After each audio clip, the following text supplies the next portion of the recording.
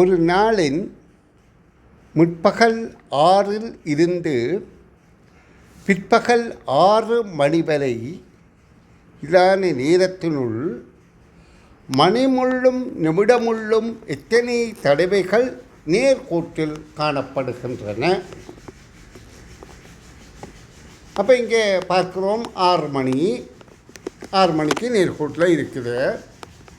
அடுத்து இது எப்போ நேர்கோட்டில் வருமென்றால் 7 மணிக்கு பனிக்கம்பி வரைக்க 5 நிமிடத்துக்கு நிமிட கம்பி வர வேண்டும். அப்போ 7, 5, அடுத்தது 8, 10 கிட்டத்தட்ட, அதாவது 65 நிமிடத்துக்கு ஒருக்கா நேர்கோட்டில் வரும்.